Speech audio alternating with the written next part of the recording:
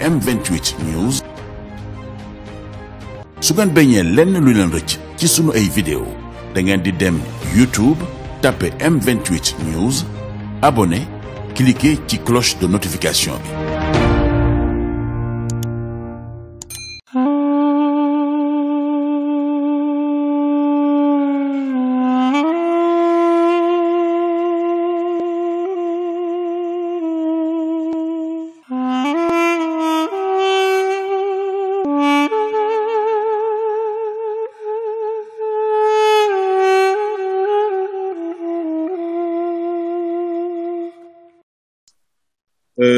أعوذ بالله من الشيطان الرجيم بسم الله الرحمن الرحيم وبه نستعين والصلاة والسلام على أشرف المرسلين سيدنا محمد وعلى آله وصحبه وخديمه السلام عليكم ورحمة الله تعالى وبركاته mbokk yi ànd ak seen web TV M28 News ñoo ngi delluwaat di leen nuyu di am mbégte daje ak yéen tey ci gëstu ak jàngat nag tey ñu jagleel ko mbokk yoo xam ni ñoom ñu ngi biti réew waaye lépp it di aju ci màggal Touba bi nga xam ne moom lañ génn ci mbokki taalibe yi nga xam ne ñoo nekk nag biti réew niñ ko xamee rek fu taalibe nekk rek day ànd ak Serigne Touba Cheikh Ahmadou Bamba mbégte moomu mooy santale ko boromam ci bis bu tedd boobu di fukki fan ak juróom-ñett ci weeru safar niñ ko miine tey nag ñu ànd ak mbokk yoo xam ne ñoom ñu ngi fële ca Canada di fa ànd ak it ak mbokk moo xam ni Serigne Moussa Dieng Kala di ku ñu miin ci liggéeyal Serigne Touba ci diaspora bi waaye rawatina réew moomu nekk di Canada moomu nag kon Serigne Moussa xam naa dama lay bàyyi rek nga présenté wu fàttali mbokk yi it li nga xam ni moom ngay saytu foofu muy daayira murid bi nga xam ni moo nekk foofu ci Canada kon ñu bàyyi la rek nga nuyoo dugg ak ñun ci mbokk yi di fàttali yéen nga ànd ak seen web TV M28 News. jërëjëf sama sëriñ siyaar nañu ñu ngi leen di nuyu delloo nuyu bu baax a baax di leen wax yéen maaleykum salaam wa rahmatullahi taala wa barakaatuhu di am mbégte nag di teew ci web TV bi di ñaan suñu borom jàppale leen ci ba li ngeen ci yóotu it mu defal leen ko ci barke borom Touba. waaw comme ni nga waxee man Moussa Dieng Kalla di ndongo loo xam ne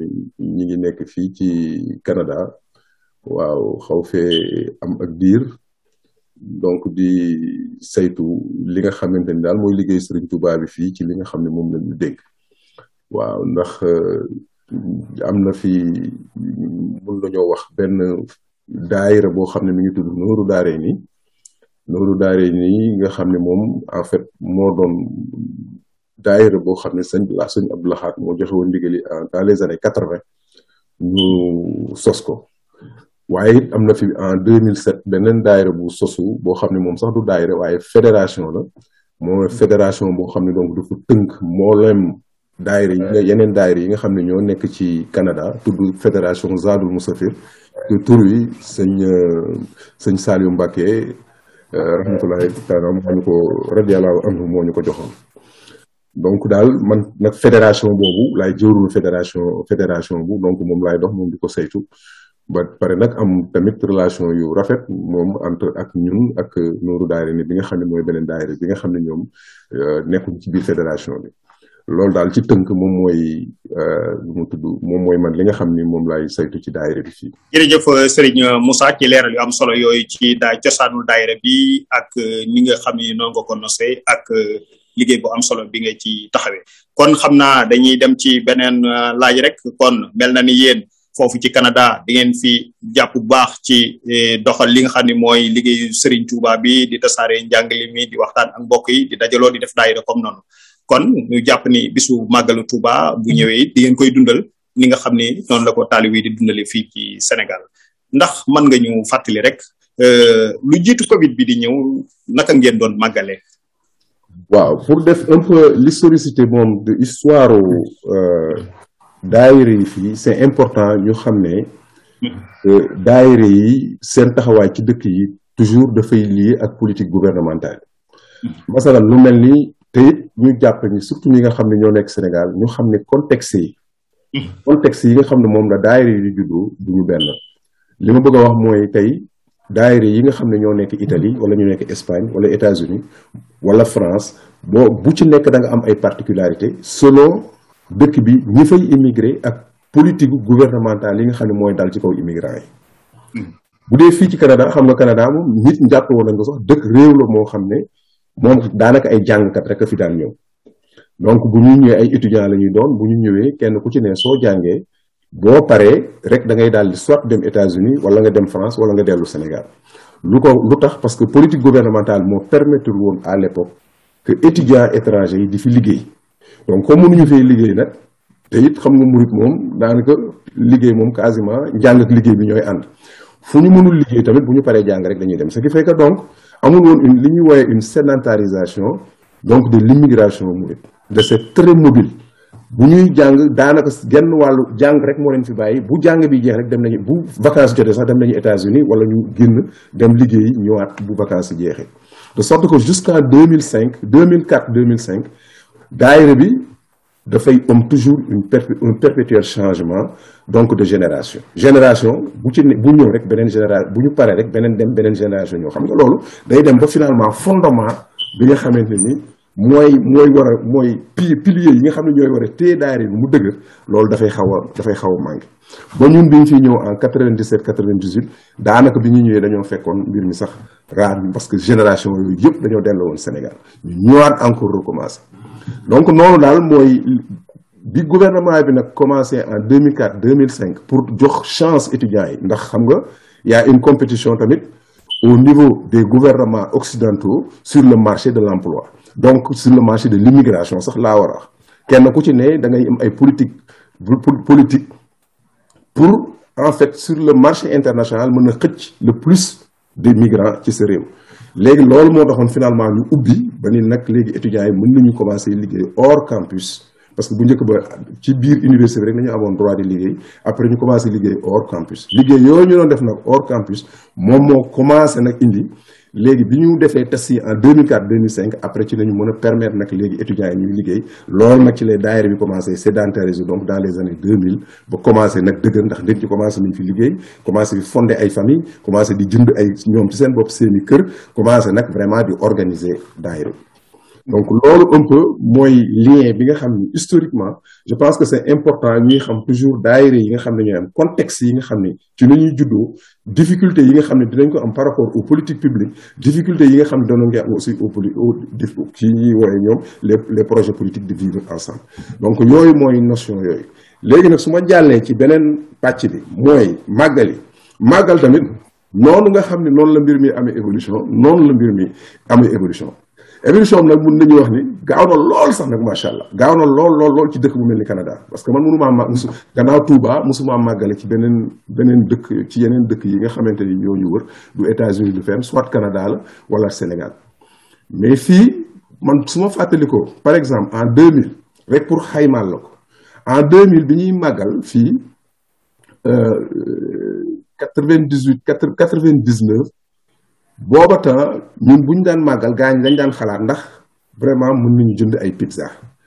pour servir ko pizza pour dire finalement mentalité bi nga xamante ni à l'époque moom moo nekkoon ci màggal difficulté yi nga xam ne moom lañ daan am aussi pour regrouper nit ñi pour réunir nit ñi ndax du ñu bare te nit ñi xamuñu fii aussi lan mooy màggal ndax xam nga ay étudiants yoo xam ne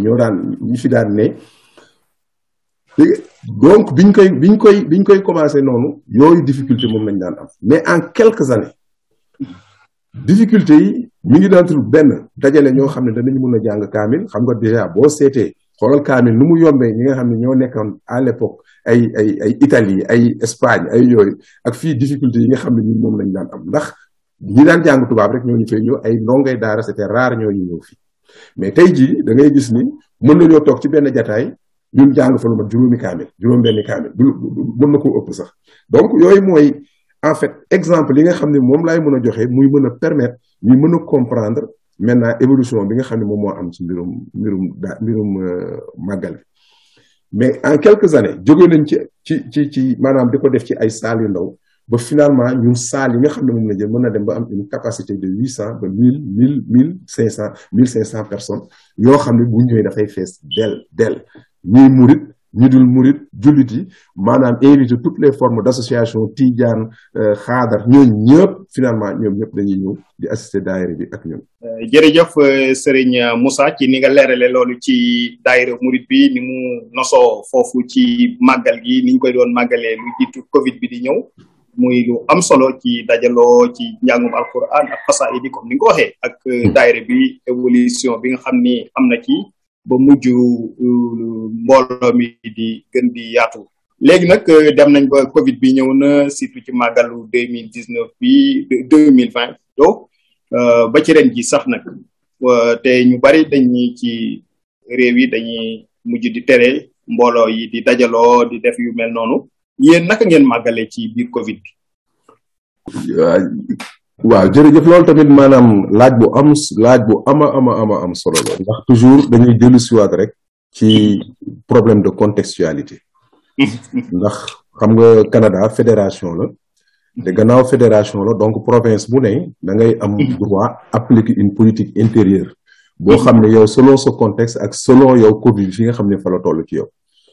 sorte que am na dëkk yoo xam ne man am na ay mbokk taalibe yoo xam ne ñoom mënuñu woon a def seen màggal lu dul ci yenn saal yi ak ay restrictions bon ndax xañ na avant Covid bi donc comme ni ma sëñ Isaaxa Mbàkke daf ñu woon moom nañuy fexe même am ñaari daayira ndax mbooloo mi moom lu dawal ñaari daayira am na fi kenn ku ci ne garder sa autonomie maanaam di liggéey waaye nag lu demee ni ki màggal su ñëwee ñun nañuy booloo donc di def si màggal da fekk màggal gu ne 1 mois avant màggal gi nañ daan daje la daayira yëpp di daje bu ñu dajee ñu daal di waxtaane màggal gi créer commission yi léegi bu ñu créer commission yi créer ay sous commission culturelle restauration yooyu yëpp ñu àndandoo liggéey màggal gi jël benn salle ñun ñëpp daje fa def màggal gi bu ñu paree léegi nag kenn ku nekk delluwaat nag ci say objectif ak say projet liggéey bi Covid bi ñëwee nag gis nañ ni contexte bi ci boppam moom moo prêté surtout à Montréal parce que Montréal disons mooy dafa mel ni nga ni New York rek par rapport ak yeneen dëkk yi bare taalib yëpp quasiment 80% ou plus de 80% xañ na ci taalibe yi dañuy concentré wu biir Montréal ak maintenant sur la rive sud léegi nag bi loolu amee xam nañ ni donc mënatuñu comme jël ñun taalibe yëpp dajale leen ndax contexte bi permettre ko waaye tamit loolu mënuñoo teree màggal comme mënuñoo teree màggal nag ñun nañu seet li nga xam ne moom la contexte bi prêté moom mooy mënuñoo dajale nit ñi waaye nag xéewal yi nga xam ne moom la nit ñi daan xéewloo ñu ne waaw mais kon kenn ñun dañ concentré suñuy mbir léegi ñun ci xéewal yi ñu daal di jël nag daayira bu ci ne daal di wute waañ jël say kii jël nag commencé nag ci réseaux sociaux yi seet disponibilité nit ñi ci màggal gi pour ñu mën a ñëw nag dem di distribuer lekk yi ci kër nit ñi xéewal gi ci kër nit ñi ndax ñun lu jiitu loolu comme Zaadu Musafi moom sax daana def ni bu màggal gi jotee dans ces formes d'internationalisation ak de prêter pour que nit ñi prêter intérêt ñun ci li nga xam moom lañ def dañ daan dem defar ay bernde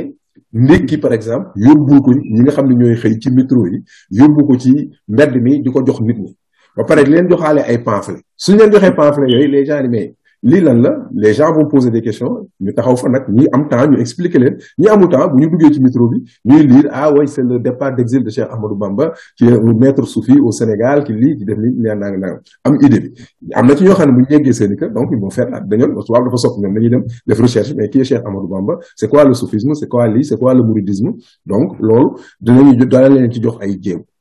mais contexte Covid bi moom moom nag moo gën a encore asseoir nag boobu forme ñun de màggal ñu mën a nag rejoindre ñi nga xamante ni nu mu tudd murit nañu ñu dul murit parce que ñi inscrire ak ñun ku ci nekk ña nga xam ñëpp da ngay bind seen tur woo leen suñu leen indi ñu bind seen tur bind seen adresse jël ay oto yóbbu leen lekk ba seen xéewal yi ba seen biir kër ñoom ak seen njaboot ñoom ñëpp vraiment il avait très bien salué ñëpp kontaan ci loolu c'est 2020 mais ren ji 2021 xam nañ ni Covid bi xaw na wàññeeku voilà comme gannaaw koy Covid bi xaw na wàññeeku dégg nga am na ci ay am na ba léegi ay restrictions mais permettre nañu nit ñi quand même ñu dajaloo ci ay salles limité nag léegi nombre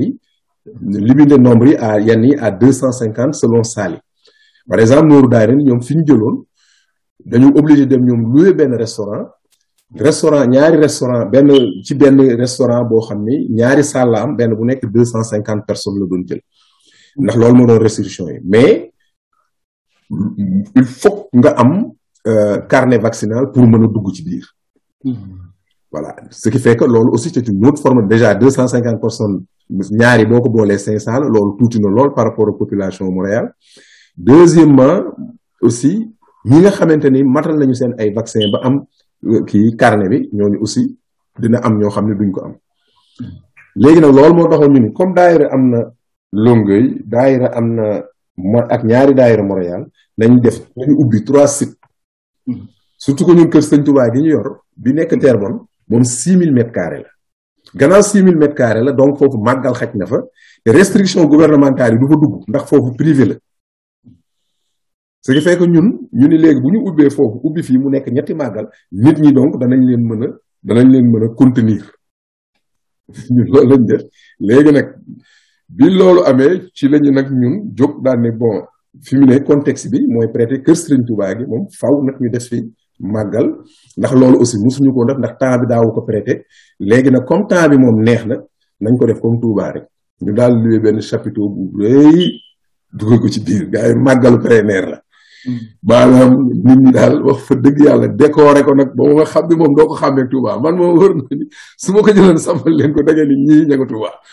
bu ma leen waxul fan la moom ba nga daal ñii ña nga Touba moom daal li ñu mën yëpp def nañ ko ñun daal pour gën a jege Touba def ko benn liital Touba daal gars yi nekk ci te mbégte gi gars yi nekkee woon moom loolu wane na ko baax sëñ Touba. jërëjëf kon suñu déggee rek mooy ni màggal gi foofu indi ngeen ko ci jamono Covid bi sax indi ngeen ko ci forme boo xam ne mel na ni ci ngeen gën a yaatalee ñu bari ci ngeen am ngeen ci occasion pour gën a xam ne sëriñ bi ci façon boo xam ne bu bees lay doon boo xam ne amaana sax yeneen i réew daan leen roy ci loolu bu fekkee ñoom nekkuñu ci anam googu sëriñ bi kon dafay mel ni bu fekkee ci réew ngeen nekk boo xam ni dégguñu làkk bi nga xam ne mooy làkku Sénégal muy làkku wolof bi nga xam ni ci la njàngaleem sëriñ Tuubaa mi gën a yaatoo yéen murid yi bu nga nekkee biti réew ci ngeen di gën a wax waaye nag bu ñàkk ngeen am ay invité wala yooyu ngay wax noonu ngeen ko doon tasaare dafay laaj ay discours yoo xam ne ci yeneen i langue lay doon naka ngeen di jëflante ci fànn boobu ak ñi nga xam ne duñ ay sénégalais. Voilà loolu moom il faut dire que c'est des difficultés yoo xam ne moom nañu wooyee effectivement ci li ñuy wooyee internationalisation soit du màggal wala même maanaam du mouridisme en tant que tel.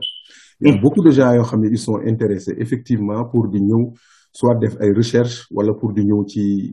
nu mu tudd ci daayira yi mais loolu moom c'est un véritable handicap te loolu moom bu ma ko nëbb muy en tout cas yeneen ni mu amee ci yeneen dëkk yi noonu la nekkee handicap aussi fii au Canada.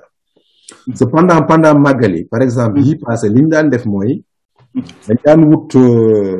nu mu tudd ay traducteur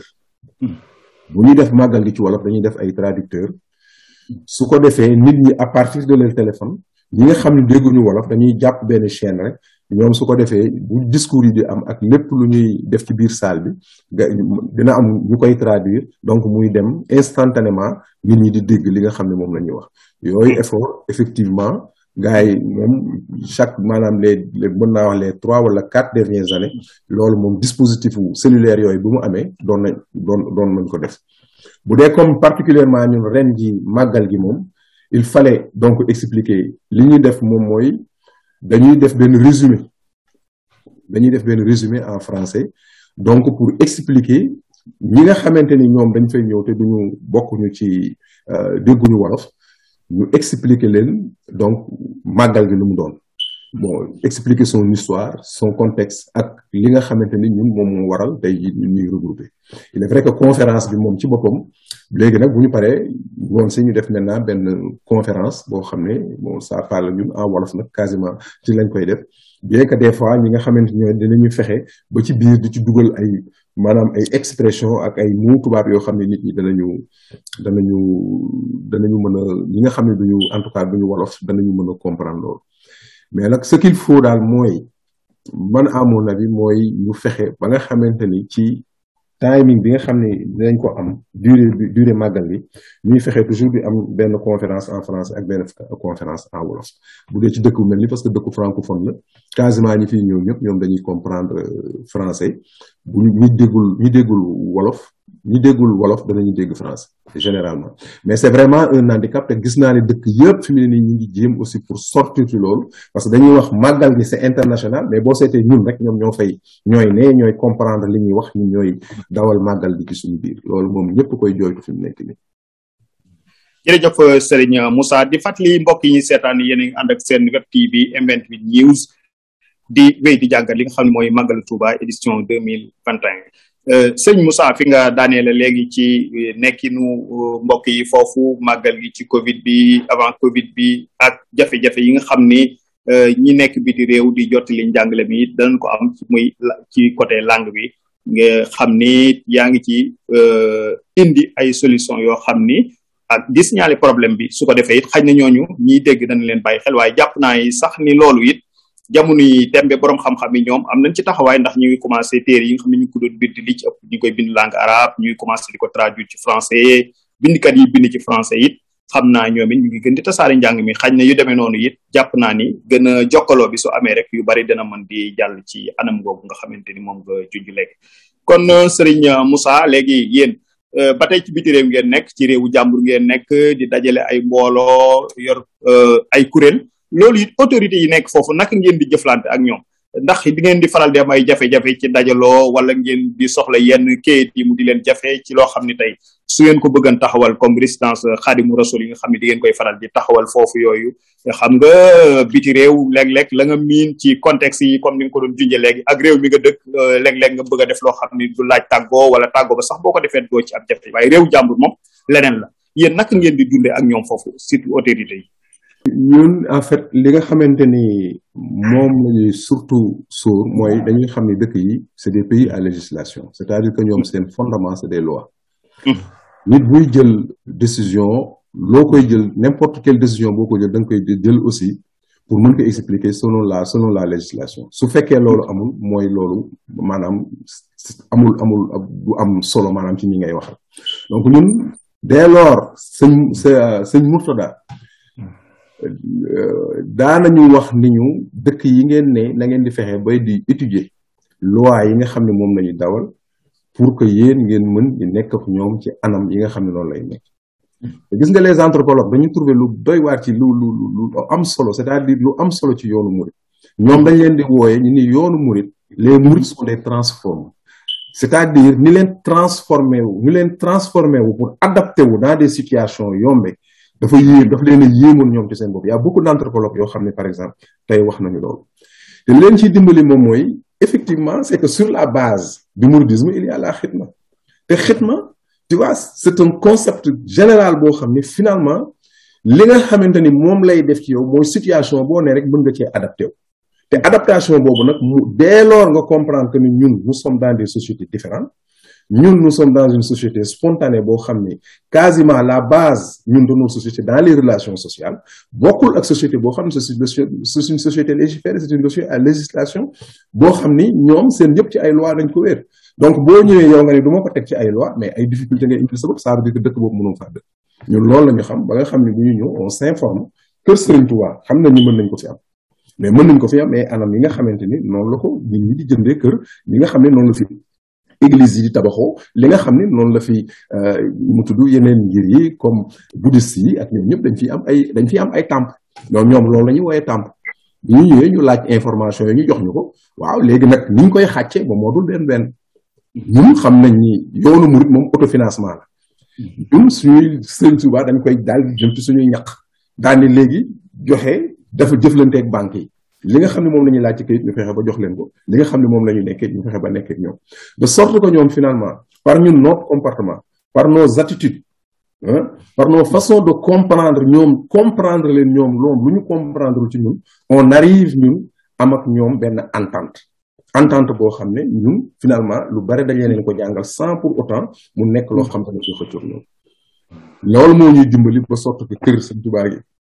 créé nañ ko depuis 2007 lañ ko jënd 2012 ñu fay ko mu jeex mu nekk propriété privée loo xam ne ñun ñoo ko moom suñu bopp lépp intérêt yëpp ñu dégagé ko parce que bëgguñu woon di fayee intérêt donc moo tax ñu profité fay ko mu jeex léegi nu mu tudd boobu ba léegi ñi ngi agrandir ñi ngi defar ñi ngi nekk parce que xam nga ñun mooy suñu Touba daal fii ñu nekk nii donc dafa mënul ñàkk te Touba yi gis nga ni ko sëñ bi amee boo seetee au fond dafay am toujours ay sababu baatin waaye toujours day am sababu ñu mu tudd sababu zahir léegi zahir bi moom mooy comme maanaam daje bi nga xam ne war ngeen ko dajeeg tubaab bi di négocier ak ñoom baatin bi nag mooy moom àddina bi yëpp dafa war a am ay kër sëñ Touba te ñun ñu ngi tënku ci loolu. jërëjëf Serigne Moussa ci kër Serigne Touba ak li nga ci expliqué noonu muy am solo ci saytu gi ak nekkin wi ak ñi ngeen koy jote waaye ci loolu it mel na ni daayira fu man di nekk ci biir réew mi biti réew it dana bokk ci seen programme ñu am ay adde yoo xam ne dañ ko indi Touba di ko joxe ci liggéey yi Serigne Touba yi muy xidma bi comme li nga ko waxee léegi ci noonu it mel na ni daayira yi nekk bitim réew it ñoom léeg-léeg ñu am ay jafe-jafe yoo xam ne dañuy jànkoonteeg moom di sàkku it maanaam kilifa yi jàppale leen ci wala sax lu dul loolu it mu am loo xam ne daal buñ sañan di ci jokkoo ak kilifa yi seen jokkoo ak kilifa yi ci seen yitte yi nekk foofu wala yéen seen yeneen démarche ak jafe-jafe yi loolu ban jàngat nga ci def ak yenn xalaat nga ci am daal. difficulté yi moom am na yenn effectivement ñun am na yenn dëkk yoo xam ne mën nañu jonkonteel ak ay difficulté par rapport ak position Serigne kër Serigne Touba gi fi mu ne ci biir fi mu ne ci quartier bi mu ne wala ci ville bi mu ne ndax bu ñu ñëwee xëy na souvent xam nga l'islam moom l'implantation de l'islam moom en Occident ça pose vraiment beaucoup de problèmes et en réalité bu ñu nee l'islam rek les gens ne font pas la distinction entre ndax l'islam bu jógee Afrique la wala l'islam bu jógee fii wala l'islam bu jógee fii mais de manière générale en tout cas il y a des contradictions entre société civile bi fi nekk ak maintenant ñi nga xam ne ñoom ñooy les musulmans de sorte que fu ñuy dajee bu fekkee oto yi bari na sikkar si bari coow li bari lii bari rek xam nga comme li nga xam moom nañ daan ji au début de l'islam dañ naan ay trouble la su ko defee gaañu mën nañu woote voisins yi ñoom bu ñu wootee mën nañu indi problème kër Sëñ Tuubaa loolu la ñun sëñ Isaaxa Mbàkke waxoon nañu am solo ñun bi ñuy wut kër mu ne su ngeen di wut kër fexe leen ba génn dëkk bi fexe leen ba génn dëkk bi te it wut ko foo xam ne yéen maanaam non seulement terrain lay doon li ngeen fay nar a def ngeen koy tabaxal seen bopp muy dem tranquillement bu ngeen ko defee te ñun loolu moo ñu may chance ndax dañu dem ba ca àll ba ñu jënd ko c'est à 1 heure de Montréal quasiment à 45 minutes 30 minutes Montréal mais foofu quasiment àll lay doon ñu tabax ko nag léegi ñun ñi nga xam ne loolu lañ fa bëgg a def mais ñi nga xam ne nekkuñu ci effectivement loolu danañu am buñ ko nekkee ci biir ville bi ils sont obligés ñuy surveiller lu bare lu ko may police dañu fa ñëw wala xam nga ñuy am souvent ay problème mu enquête wala yu demee noonu mais ce qui n'est pas encore le cas ici à Montréal mais dégg naa ko ci yeneen dëkk yi nga xam ni ñoom ñoo ñu wër léegi beneen kii bi laaj. waaw mooy seen diggante rek ak Touba kilifa yi jokkoo bi ak lu ni mel. loolu moom nee na moom xam nga dafa am ay parce que gouvernement moom déjà ñun comme yàlla dimbali ñun ñu mën ñu identifier parce que suñu te it mën na ñun dañ leen di prouver suñu participation ñun ci dëkk bi maanaam masalan ma jox la exemple ñoom suñ ko comprendre ñun danañ leen xamal ne leen dëkk bi ñu ne ñun jënd nañ fi ay kër ay milliers de dollars lay jar bu màggal maanaam manifestation yi ñu fi organiser màggal rek mënuñu wax ñaata xar dinañ fi dee ci abattoir yi mënuñu wax saal yi nga xam ne moom lañu loué ñun taxes yi ñuy fay impôt kër yi ñuy fay nangam c'est des centaines et des centaines de millions de dollars parce que nee naa la ñaari kër Serigne Touba ñoo nekk ci dëkk bi donc ñun suñu participation du point de vue économique loolu moom kenn waxatu ko sàmm voisinage kenn waxatu ko léegi nag lenn effectivement moom moo ci des mooy fexe ba ñun li ñu yor mu am intérêt maintenant ci waa dëkk te man am naa yaakaar ni effectivement ci samay xalaat participation maanaam Touba indi woon nañ fi peut-être ay délégation yoo xam ne avant màggal daanañu ñëw di fi def ay waxtaan ak yooyu mais fii dafa amul lu officiel c'est-à-dire li may wooyee officiel mooy comme masalan tey jii Sénégal am na lu ñuy wooyee la délégation québécoise boo xam ni moom moo nekk fële moom moo nekk à Dakar su fekkoonte ni par exemple sur le plan officiel li nga xamante ni ñoonu la ay Maroc noonu la yenn dëkk yi ñëwee màggal ñii peut-être doon nañu mën a jot ay invitation ñoom aussi dem fa xam nga loolu doon na nekk peut-être benn marqueur boo xam ni officiellement ñoom danañu rendre compte ci dëkk yi nekk fii ñu kat màggal gi officiellement invité nañ ñu fa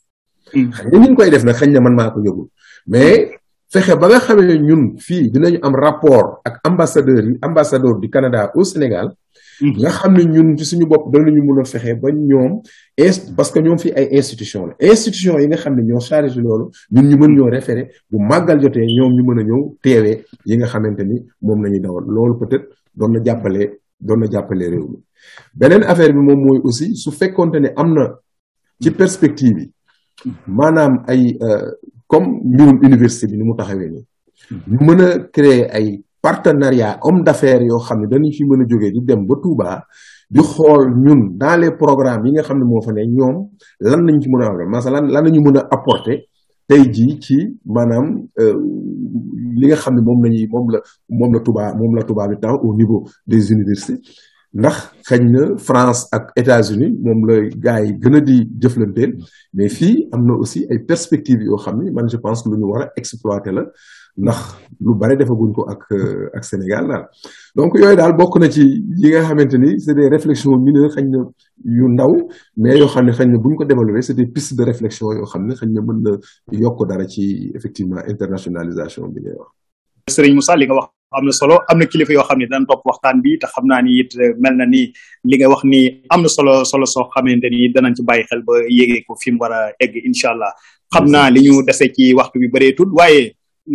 lu mel ni daayira yi foofu ci Canada foofu ci biti réew yow tey boo doon jàngat daayira yi ak seeni jafe-jafe ak li nga xam ne daal gis na ni jar na soppi ak ay xalaat yoo xam ne war nañ gën a développer daayira yi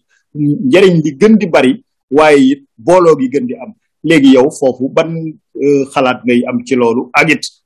foofu ci Canada surtout yow fi nga nekk waaye nag daayira muri yëpp ak fu ñu mën di nekk ndax yenn saa yi jafe-jafe am ci biir daayira yi nekk ci biti réew te ñoom ñëpp ñoo bokk xidma bi bokk lenn lu ñuy servir waaye it jàpp naa ni loolu lu jar di bàyyi xel la te occasion bi ñu am ci yow nii nga nekk foofu di am loo ci dund jàpp naa ni dana am solo lool ci nga feeñal ci xalaat. moom xam nga fi mu nekk nii moom les difficultés yi nga xam ne moom la ñuy am disons c'est un processus sax ndax lu ci bare ñu ngi koy raisonner xam nga ñi nga xam ne dañu nekk dans un cadre fi mu ne nii l'immigration bi ñun dafa am ay réponses politiques yoo xam ne dañ ko war a indi te réponse politique yooyu ci religion lañ koy jëlee quasiment ci yoonu murit lañ koy jëlee masalan tey bu fekkee dañoo jàpp ne jàngal ay xale ñun bu dee Sénégal xëy na mën ngaa jàpp ne booy jàngal ay xale alxuraan di leen jàngal maanaam seen diine yooyu yëpp mën ngaa jàpp ni loolu ci diine la jëm mais fii dañ koy considérer comme un acte politique ndax finalement c'est pour contredire ñoom ay politique yi nga xam ne moom nañu war a def aussi ci xale yi ñun c'est une réponse boo xam ne ñun moom lañ koy joxe bari na loo xam ne tey ci Occident ñoom li ñuy woowee laïcité la te laïcité boobu y a des formes de laïcité yoo xam ne mënul dugg ak l'islam wala dina am ay difficultés pour loolu mu dugg ak l'islam masalan tey jii ñu bari foog nañ ni gouvernement en réalité mën na laa imposer yow culturellement pour yow nga mën a adopter ñoom les politiques yi nga xam ne mooy les politiques gouvernementales donc il y a beaucoup de choses yu ciy génn ay concepts yu ciy génn xañ na fii du place am mais ñu jàpp ni rek politique yooyu yëpp ñoom dañ koy dugal ci li ñuy woowee la politique de vivre ensemble masalan ay ñoo xam ne bokkuñu culture interculturalité wala multiculturel ñoo xam ne plusieurs cultures nañu naka la ñuy fexe ba ñooy ñëpp ñu daje bokk maintenant di dund ci dara mais ñoom bu ñu sañoon li nga xamante ne loolu ci nañuy ne loolu aussi ci la yeneen taalibe yi ne mais ñun xam nañu duñu bàyyi suñu njaboot duñu bàyyi suñu communauté mu nekk noonu ba pare bëgg a dem vraiment vers la colonisation d'une autre forme de colonisation maanaam des esprits et des cultures donc il faut que ñu réaction yooyu nag moom la ñuy teel a jël xale yi fi mu ne nii daayira yëpp ku ci ne da nga am daayira boo xam ne di nga am fooy jàngale xale yi alxuraan di nga am foo leen di jàngale xam-xam di nga am leen di jàngal nu mu tudd comportement ci l'islam di leen jàngal hadith yi di leen jàngal lu ci ne pour les préparer ba pare ñu leen préparer aussi ci yoonu murid yenn sax réunion yi nga xam ne dañ koy def ñi nga xamante ne xaw nañoo xàmmee tuuti nekk entre 18-19 ans ñu commencé leen dugal ci biir kuréel yi commencé leen dugal ci biir kuréelu yi say topp yooyu yëpp mais loolu yëpp c'est pour préparer aussi la relève boobu boo ko bëggee préparer c'est que il faut une implication mu nag c'est extrêmement difficile fii ci dëkk bi puisque xale yi tamit dañ koy xëccoo ak maanaam waa réew mi ndax liñ leen di proposer xañ na moo gën a yomb ndax fa la yor sa téléphone nekk ci internet xam nga yaa ngi ci TikTok lu tudd ay TikTok yaa ngi ci xam nga affaire yooyu maanaam ils sont tellement dans la virtualité que finalement ils ignorent qu'il y a une réalité qui les tire vers autre chose ñu leen di yóbbu te yóbbu boobu ñu leen yóbbu ñoom ils ne le sentent pas ñun ñoo koy sentir te pour jàppale leen ci loolu c'est extrêmement difficile de sorte que man foog naa ne gis nga par exemple moo na sëñ Mountakha université bi kenn mënu ko fay lu tax parce que waat naa ci borom Tuubaa ni loolu dong moo mën a dimbali waa extérieur bokk ci li nga xamante ni mën na leen dimbali lool pour que dès à présent ñu commencé seet ay colonies de vacances yoo xam ne ci biir université bi ñi nekk fii danañu mën a ñëw di fa def 3 mois dañu mën a ñëw sax yenn jàng yi ñoom ñu di ko àggalee foofu parce que c'est compatible buñ ñee la njàngum tubaab fii compatible ak loolu c'est que loolu amul y a bien des branches yoo xam ne mi ngi foofu ci université bi yoo xam ne mën ngaa jàng fii ba am bac jóge fii dem jàngee ji ko foofu c'est-à-dire retour boobu ñu doon def loolu il faut que ñu def ndax ñun Occident noonu la defoon ak l'islam Occident noonu la def ak l'islam dañoo ñëw ci arabe yi nangu jël maanaam li nga xamee ne moo fi doon science yóbbu ko seeni dëkk bañ ko maanaam def ci yitte ju rëy ñun ñu jóge ci fii ñuy jóge léegi arabe yi ñu jóge fii ñun di dem léegi ci réew tubaab bi di sàkk yooyu xam ko loolu nag ñun moom nañu war a créer waat def am naa yaakaar ne université bi mën na ko def donc ndimbali daal perspective mooy ñun ñëpp nous sommes conscients des problèmes réels yi nga xam ne ñu ngi koy rencontrer ak njaboot loolu sëñ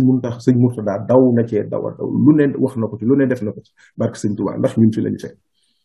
te it dañ ko daan fekk saa suñ mosul ñëw fii Canada waaye saa su ne dañ ko daan fekk États-Unis di dégg ay discours ñu muy àndal borom xam-xam yi aussi ñuy dégg li ñuy wax ak li muy mbébét te kër sëñ Tuubaa yi quasiment bokk na ci fondement bi loolu moo taxoon mu teg ko léegi nag réflexion yi ñu war a def nag moom mooy fexe ñun ba nga xamante ni ci à l'intérieur de kër sëñ Tuubaa bu ne loolu dana fa daw mais en même temps comprendre dëkk bi ñu ne aussi ñun fexe di fa am dama koy wax fii toujours ni leen nañuy fexe di yee nit ñi ñii door a ñëw surtout fexe nu ñu leen di accueillir balay dëkk bi di leen nangu ñun ñu mën leen a nangu ndax am na ñoo xam ne duñu jaar ci daayira wala mën nañoo jaar ci daayira bu ñu amee li ñuy am dem seen yoon ndax nit bu amul fu mu jëm amul jabar amul dara day seet fu Sénégalais yi réunir rek mu ñëw taxaw bu fa ñëwee di toog en attendant di toppatoo ay këyitam ba am liggéeyam bu amee liggéeyam am ay mbiram bu soxlaatul daayira bi dafay dem ndax loolu moom ku ne daayira yëpp da koy jàmbat te loolu li koy yooyu yëpp nag il faut vraiment c'est parce que balise yi nga xam ne moom nañu teg moom xëñ na moom moo matagul intérêt yi nga xam ne moom nañu war a teg ba di leen comprendre loolu dëkk bi nga xam ne fa nañu ne li nga xamante ni ñoom noonu la ñuy formater nit ñi ak ni ñuy changer nit ñi ak ni ñuy changer couple yi nga xam ne sax ñoo nekk ci biir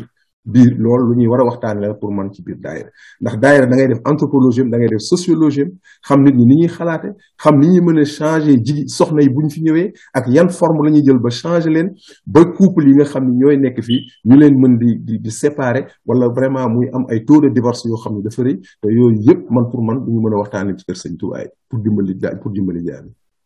Serigne Moussa mu mel ni kon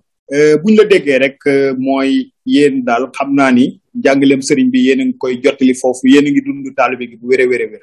mu mel ni it jokkoo ak borom xam-xam yi lu am solo lay doon ci yéen daanañ gis ci ay jamono sëñ Mourtada Mbacké buy tukki dina ànd ak ay borom yi xam-xam ñu def ay tournée defal leen ay conférence am solo te amoon na ay jeexital jamono ji ndax yéen a ngi xalaat it di def ay invitation di ko yónnee borom xam-xam yi ñëw fi ñu di leen fekk si su ko defee loolu gën a yaatal li nga xam ne mooy njàngale mi waaye seen jaxasoo ak borom xam-xam yi it gën a am ba pare seen échange bi nga xam ne moom ngeen war a def ci diggante bi it mu gën a yokk yëf yi. moom en fait li ñu ciy dimbali moom mooy que ni comme Zoom bi ñuy def nii léegi xëy na lu bare mën nañ ko def sans pour autant muy jar ñoom ñuy déplacé wu wala bàyyi seen liggéey jógee Sénégal ñëw yooyu daanaka moom technologie bi fi mu toll dimbali nañu ba nga xam ni li ñuy wooyee les communautés électroniques bare na de sorte que léegi ñun mën nañu nekk fii di participer ci ay conférences yoo xam ne mi ngi am France wala Italie wala fu ne ñu nekk Sénégal di participer fii ci li ñuy def jokkoo boobu il faut dire mu ngi am mais man je pense que problème bi ñuy am c'est les thèmes yi ñu xam ne moom la ñu war a développer thèmes yi ñuy war a développer ak nan la ñuy def ba nit ñi maanaam taalibe yi mën a intéressé wu vraiment ci les approches scientifiques yi nga xamante ni mooy waxu boroom xam-xam yi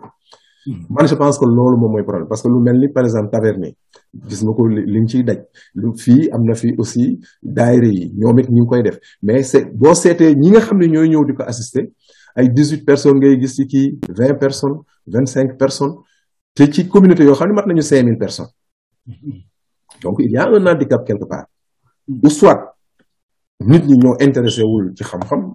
wala est-ce que loolu la bu dul loolu mais est-ce que thème yi la est-ce que ni ñu koy diffuser la est-ce que dafa donc yooyu yëpp c'est des questions pour man fondamentales yoo xam ne mën nañ koy récemment gars yi ñi ngi doon poser li ñuy woowee internationalisation des xasaayid de Serigne Touba fexe ba nga xamante ni loolu mais loolu y a une préparation au préalable c'est-à-dire est-ce que les gens sont prêts maintenant aux critiques occidentales sur le mouridisme xam nga non pas à l'intérieur du Sénégal mais léegi à l'extérieur du Sénégal c'est-à-dire journalistes yi di ci wax nit ñi di ci wax lépp di ci wax donc yooyu y a des maanaam y a des préalables yoo xam ni est-ce que les gens qui sont là sont prêts pour vraiment di recevoir loolu ak di ci jonkonteeg journalistes yi di ci jonkonteeg maanaam les scientifiques yi nekk ci université yi ak yooyu man je mets des points d'interrogation loolu yëpp mu nekk loo xam ne pour man lu ñu war a xoolaat la lu ñu war a réfléchiraat la ay thèmes yu war a mën a développer la vraiment ci biir daayira yi pour sensibiliser nit ñi Serigne Touba yoonam yoonu xam-xam la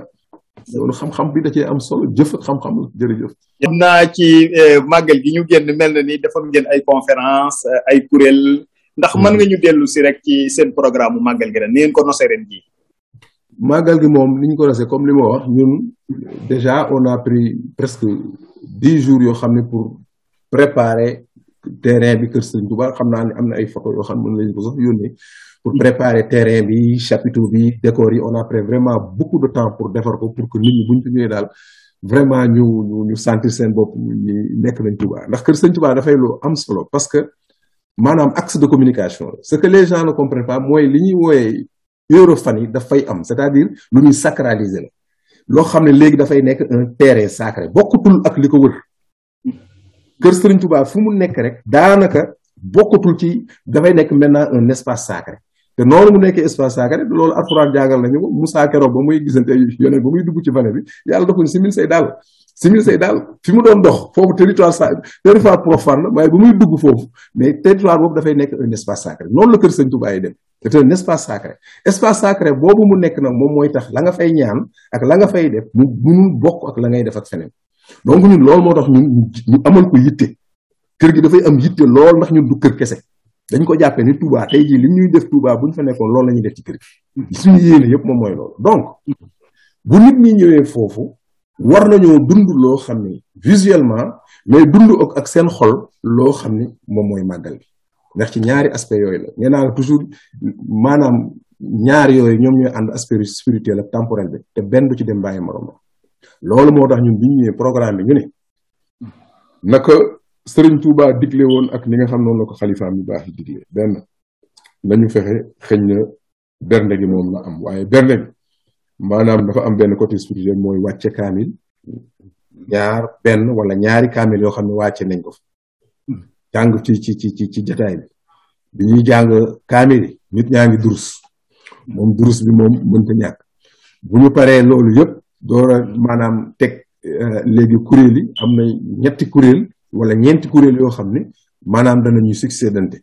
benn bu ci ne bu jàngee waxtu ñu toog tuuti beneen ñëw noonu ba guddi gi di jeex préparé na waxtaan boo xam ne tamit ñaari waxtaan yoo xam ne benn en français la pour résumer ñi fa nekk lan mooy vraiment màggal gi ba pare léegi nag door a def nag waxtaan boo xam ne ci yoonu géej gi lañ koy tënk muy expliquer maintenant sabab yi tax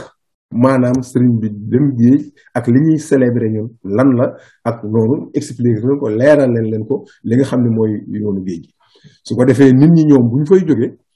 benn danañ leen berndeel ci lekk ci naan depuis ndekki añ reer vraiment yi ñuy servir yooyu yëpp ba ñu yëg seen bopp waaye it xol yi duñ ko fàtte pour buñ fay jógee ñu xam li nga xam ne moom leen Xaadimu Rasuul defal yaa xam nag murit nga yaa xam doo murit waaye moom li mu liggéey moom doomu aadama yi la ko liggéeyal xanaa nga bañ cee yegg ci xam ko waaye ñun daal danañu fexe ba yow boo fu jógee di nga am maintenant boo dul murit di nga am ay piste de réflexion pour xalaataat Sëriñ Tuubaa bi mooy kat loolu moo ci nekk suñu objectif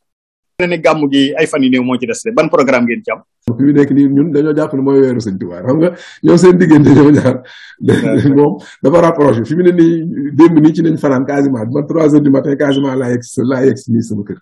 ndax démb moom dañoo fexewaat moom it li nga xam ne noonu lañ ko tegewaat rek gàmmu gi moom it noonu c'est-à-dire bëgg nañu balay bu ñu jullee timis ba pare rek déjà benn kaamil moom kaamil bi moom danañ ko war a mën a fay suñu ko paree maanaam kaamil boobu kuréel yi danañu tege te it waxtaan ci diggante maanaam waxtaan ci rasulullah sallallahu alayhi wa sallam waaye waxtaan ci moom it diggante moom ak Serigne Touba maanaam enchevêtrement boobu entre ñoom ñaar association boobu maanaam loolu aussi def ci waxtaan berndeel nit ñi fi mu ne gars yi commencé nañu saso ñi ay xarak ñi ay lii lu kenn xamul moom sas yi moom dana ko pare fii moom gaa ñu duñ jënd dara boo lee lii gars yi ni sasoo naaw ñun moom yitteeg xaal jooju daal la ñuy jéem a doxee te yàlla ñu ñeen ñaanal ñu ci rek ba li ñu bëgg moom ci liñ ci jublu mi ñu yegg ci ak jàmm ci barkeb Sëñ Tuubaa. sëñ Moussa kon yan kàddu ngay tëjee. lii daal moom xam naa ni moom lu mel nii moom wax fa dëgg yàlla moom ñun moom sut na suñu njot ndax am na lu bare loo xam ni day xew ay xew-xew yoo xam ne xew-xew mu ni waaye diaspora bi daanaka day mel ni duñ leen ci boole dans le sens où c'est pas que dañ leen a exclure waaye dafay mel ni amul intérêt ci lu bare pour ñun ñuy xam li nga xam ne moom la ñuy dund fii te xam nga léegi dëkk yi amatul frontière gis nga am na lu bare loo xam ne mu ngi xew fii ñun ñi di ko liggéey fii ak di ko def ci yoon wi bu ñu sañoon wax fa dëgg yàlla gaa ñu ne xam nga sànq yaa ngi may laaj nga ne ma ñun suñu ay liggéey naka lay demee Zadul Musafir barke borom Tuubaa juróom-benn weer yu ne lu bokkul ak màggal ak yeneen liggéey danañu def fii délégation danañ jël délégation yónni ko ci Sëñ Muntaxa mu indil ko ñun suñu aada yi jëm ci université te li ci gën a tuuti 15 millions 30 entre 20 30 millions lay doon 6 mois yu ne gaa ñi dañ leen sonn ndax université bii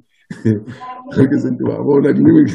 maanaam il faut nga maanaam am gis-gis pour mën a gis université bi lu mu doon donc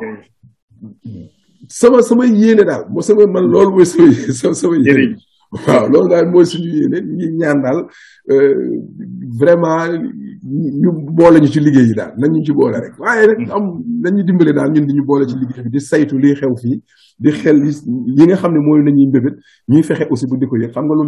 mel ni seen chaîne bi loolu xëy na danañu ci mën a dimbali kon nag yàlla na ci yàlla taxaw rek barke Sëñ Tuubaa. Serigne Moussa Dieng kon ñu am mbégte di sant ak jaajëfal bu baax ci temps bi nga xam ne may nga ñu ko ñu waxtaan ak yow ci waxtaan bu am solo bii nga nekk foofu ci Canada nga xam ni waxtaan nga ak ñun ci ni ngeen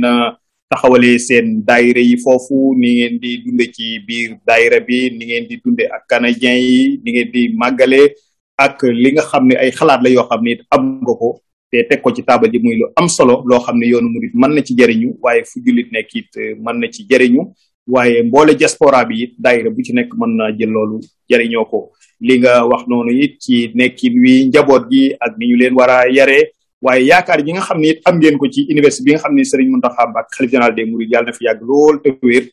am ngeen ko ci liggéeyam bu am solo bi ak seen participation yu am solo yooyu nga xam ne yaa ngi wax ne yéen a ngi ko ci defit muy lu am solo loo xam ne jàpp naa it soññ lay doon ci yeneen i taalibe yi kon daal xam naa di leen sant ak a jaajëfal bu baax a baax ci waxtaan bi di ñaanit ñu seqaat ak yow beneen jotaay ci beneen numéro incha allah rabbi ci seen web TV M28 News mu doonoon gëstu ak jàngat waaye tey ñu defal ko fële ca Canada kon mbokk ñi seetaan mi ngi leen sant di leen jaajëfal ci sunu gan gi ñu amoon muy Serigne Moussa Dieng di ko sant di sant mboolem ñi nga xam ne it ñu ngi doon topp waxtaan bi ak fu ñu mën di nekk beneen yoon it ñu seet yeneen mbokk ci yeneen i gox waaye nag di leen sant di leen jaajëfal di ñaan it ngeen di topp chaîne bi te abonné ko ndax ñu mel nii rek ngeen di dajee ci biir chaîne bu am solo boobu di sant ci coordination bi Serigne Cheikh Fatma Mbacké ak mboole mbokk yi nga xam ne jàpp nañ ci liggéey bi ba ñu defi waxtaan bi ci anam gu tedd gi jërë ngeen jëf mbokk yi wasalaamaaleykum wa rahmatullahi taala wa barakaatu.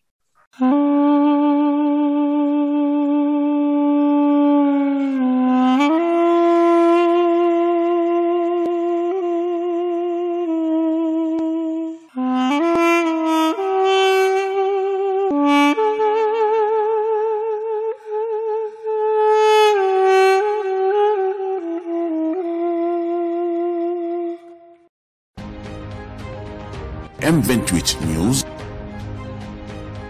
su ngeen bañee lenn lu leen rëcc ci ci sunu ay vidéo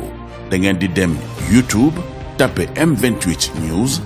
abonné cliquer ci cloche de notification bi